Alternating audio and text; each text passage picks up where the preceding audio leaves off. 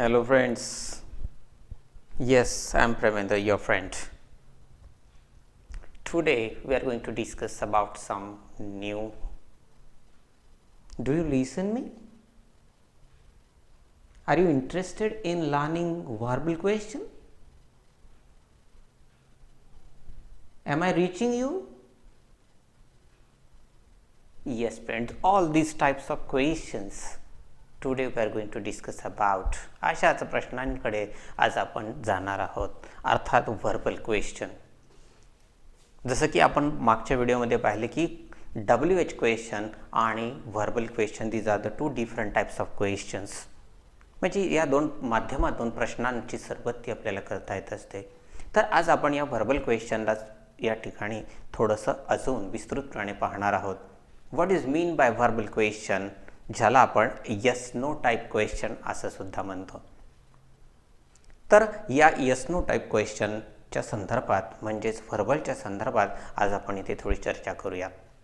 Question ask some information or confirmation or something like that, असं काहीतरी आपण प्रश्नाच्या बाबतीमध्ये अपेक्षित करत असतो जेव्हा एखादा प्रश्न विचारत असतो. Question starts with auxiliaries words rather than WH. WHच्या शिवाय काही ऑक्झिलरीजचा वापर करून सुद्धा आपण प्रश्न विचारू शकतो, प्रश्न उभार करू शकतो, प्रश्न निर्मित करू शकतो. मग क्वेश्चनिंग हे एक स्किल आहे, हेही आपण मागच्या व्हिडिओमध्ये पाहिलं आहे. त्या स्किलला अजून डेव्हलप करण्यासाठी WHच्या सोबत या व्हर्बल क्वेश्चनिंगलाही मी आज इथे चांगल्या पद्धतीनं समजून घेणार आहे. Framing question is an important skill to become a good speaker, हेही मला निश्चितपणे माहीत झालेलं आहे आणि म्हणून आपण या ठिकाणी क्वेश्चनिंग स्किलला अधिकाधिक डेव्हलप करण्याचा प्रयत्न करणार आहोत. This is a polar question. बघा, खूप छान शब्द आहे. This is a polar question. Polar म्हणजेच काय, त्यांना टोकं आहेत. या ठिकाणी दोन टोकांमधला जो काही प्रश्न प्रकार असणार आहे त्या प्रश्न प्रकारालाच मी व्हर्बल क्वेश्चन म्हणजेच यस नो टाईप क्वेश्चन असं म्हणणार आहे. म्हणजे एक दोन प्रकारचे पोलॅरिटीज त्याला असतील, एक तर एस असेल अदरवाईज नो असेल. बाकी या प्रश्नामध्ये उत्तरात फारशी अपेक्षा केलेली नसते. त्याच्यात अपेक्षाच एवढी असते, माफक अपेक्षा असते की एक तर तू त्याच्याशी अग्री असशील अदरवाईज डिसअग्री असशील. Yes or no, these are only two responses on such type of verbal question.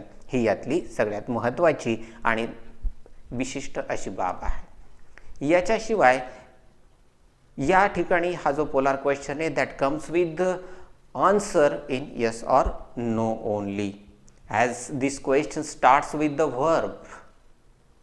हा प्रश्न वर्ब पासून सुरू होत असतो, म्हणजे ऑक्झिलरीज पासून सुरू होत असतो. मग ते ऑक्झिलरीज प्रायमरी ऑक्झिलरीज असतील किंवा त्या मॉडल ऑक्झिलरीज असतील. तर अशा या ऑक्झिलरीज पासून स्टार्ट होणाऱ्या क्वेश्चनला या ठिकाणी मी व्हर्बल क्वेश्चन म्हणतोय. म्हणजेच सहाय्यकारी क्रियापदांचा वापर करून मी ज्या प्रश्नांची निर्मिती करतो अशा प्रश्नांना आपण व्हर्बल क्वेश्चन म्हणत असतो. तर याच्या पुढे आपण जाणार आहोत तो भाग म्हणजे ऑक्झिलरीज. आता मग ऑक्झिलरीज आहेत तर त्याचे दोन पुन्हा प्रकार आहेत. मग काही मेन ऑक्झिलरीज असतील, काही मॉडल ऑक्झिलरीज असतील. मग आता मेन ऑक्झिलरीजच्या संदर्भात जर आपण विचार केला तर form of to be, very simple one, that is am, is, are, was, were. These are 5 different form of to be. मग यांच्यापासून सुद्धा मला जे प्रश्न तयार करता येतात त्याच प्रश्नांना मी व्हर्बल क्वेश्चन असं म्हणतोय. जसं की मी सुरुवातीलाच या ठिकाणी तुम्हाला प्रश्न विचारला की एम आय रीचिंग यू, मी तुमच्यापर्यंत पोहोचतोय का? Are you ready to listen me, R पासून सुरू होणारा शब्द आहे. तर अशा पद्धतीनं am, is, are, is there somebody, तिथे कुणी आहे का? म्हणजेच काय की या पद्धतीनं या टू बीची रूपं वापरून मी वेगवेगळ्या प्रश्नांची निर्मिती करू शकतो. त्यानंतर आहे टू डूची वेगवेगळी रूपं, जसं की डू, डज, डीड आहे. म्हणजे या डू, डज, डीड पासून सुद्धा आपल्याला वेगवेगळ्या प्रश्नांची निर्मिती करता येते. Do you have a pen? म्हणजे या ठिकाणी डू या शब्दाचा वापर करून, या ऑक्झिलरीचा वापर करून आपण प्रश्न विचारला आहे. याशिवाय टू हॅवची काही रूपं आहेत, जसं की हॅव आहे, हॅज आहे, हॅड आहे. म्हणजे हॅव आणि हॅज आपण प्रेझेंटमध्ये, तर हॅड हा पास्टमध्ये वापरलेला ऑक्झिलरी असणार आहे. आणि मग त्याच्यापासून सुद्धा आपल्याला छान छान प्रश्न तयार करता येतील. Have your lunch, had you have your lunch. म्हणजे या पद्धतीनं या शब्दांना सुद्धा छान वापरून आपण प्रश्नाची निर्मिती करू शकतो. याच्याशिवाय काही मॉडल ऑक्झिलरीज आहेत. मग त्या कोणत्या?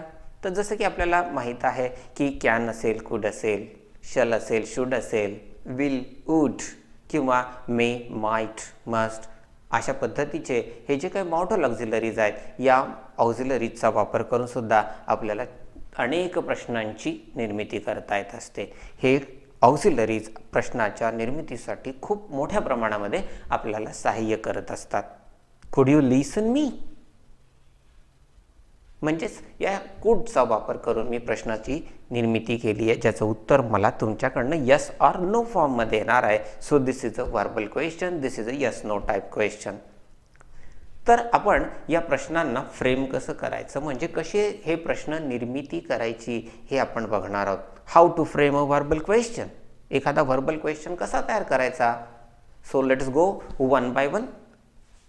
The first question is here, Rinku is a good actor. Rinku is a good actor.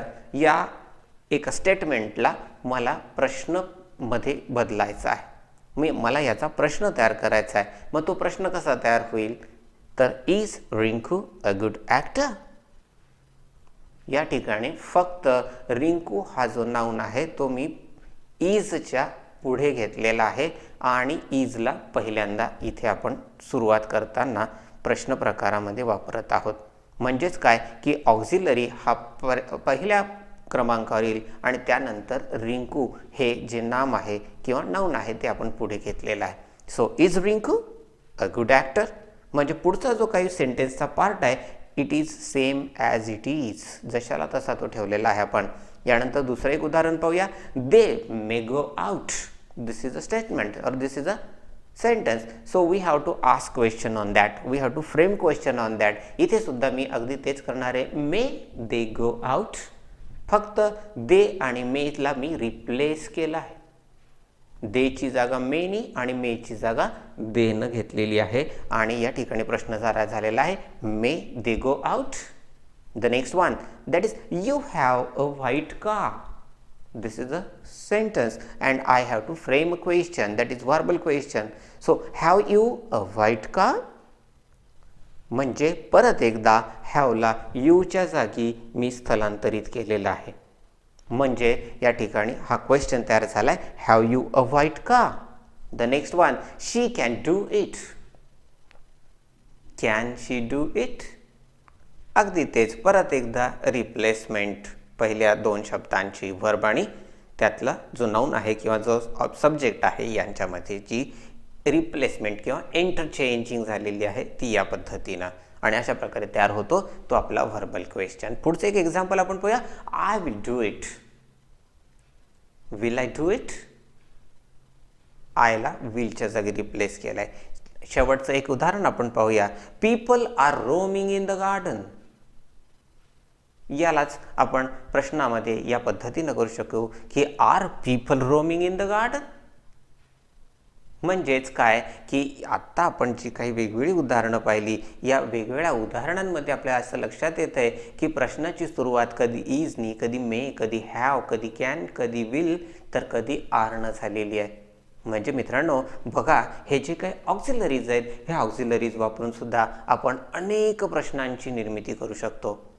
तर चला मित्रांनो, या सगळ्या ऑक्झिलरीजला, या मॉडल ऑक्झिलरीजला आणि प्रायमरी ऑक्झिलरीजला वापरून अनेक प्रश्नांची निर्मिती आपण करूया आणि स्वतःच्या मनामध्ये असलेल्या भावभावनांवर स्वतःच प्रश्न तयार करून आपल्या मित्रांशी शेअर करूया.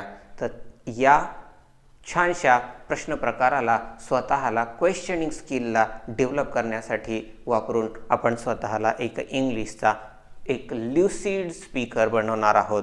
तर चला, या संदेशानं आपण या व्हिडिओला या ठिकाणी पूर्णविराम देऊया. पुन्हा भेटूया पुढच्या व्हिडिओमध्ये. Good bye.